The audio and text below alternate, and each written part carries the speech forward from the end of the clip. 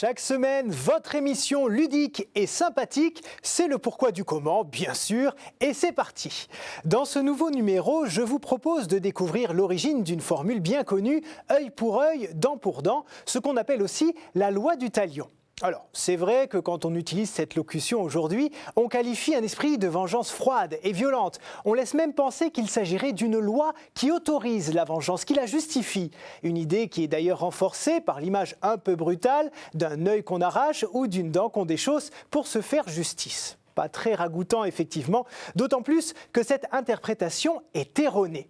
Pour mieux comprendre, si on allait jeter un œil dans la Bible. Comme ça, vous serez armé jusqu'aux dents pour expliquer tout ça autour de vous.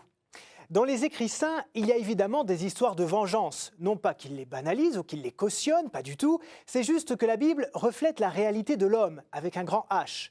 Un bon exemple, c'est l'histoire de Lamech. Lamech est un descendant de Caïn, qui se vante dans un poème adressé à ses femmes d'avoir tué 2 hommes de sang-froid après simplement avoir été blessé.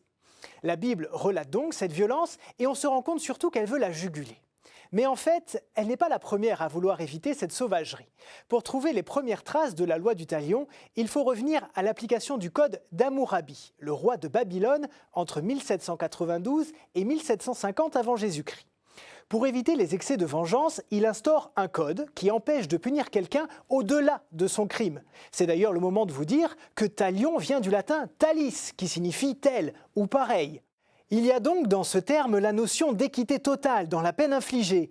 La loi disait, je cite, « Si quelqu'un a crevé l'œil d'un homme libre, on lui crèvera l'œil. Si quelqu'un a cassé la dent d'un homme libre, on lui cassera une dent. » Voilà, au moins pas de jaloux, pas de surenchère de violence inutile. Et comme vous le voyez, on a déjà les références à l'œil et à la dent qui feront l'expression qu'on connaît aujourd'hui.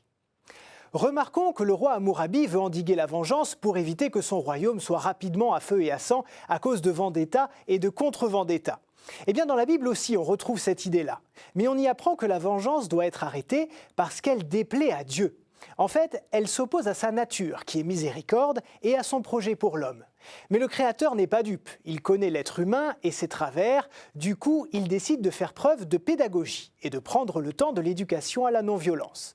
Au moment de l'Exode, sur le mont Sinaï, Dieu donne les 10 commandements à Moïse, puis il lui transmet les premières lois civiles. Et ces lois disent notamment « Si malheur arrive, tu paieras, vie pour vie, œil pour œil, dent pour dent, main pour main, pied pour pied, brûlure pour brûlure et blessure pour blessure. » Voilà, c'est assez clair et on retrouve cette notion de vengeance proportionnelle et surtout on a là noir sur blanc l'expression de cette loi du talion qu'on utilise encore de nos jours.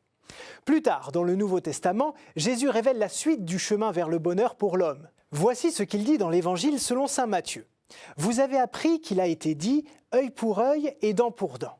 Et moi je vous dis de ne pas résister aux méchants. Au contraire, si quelqu'un te gifle sur la joue droite, tends lui aussi l'autre joue.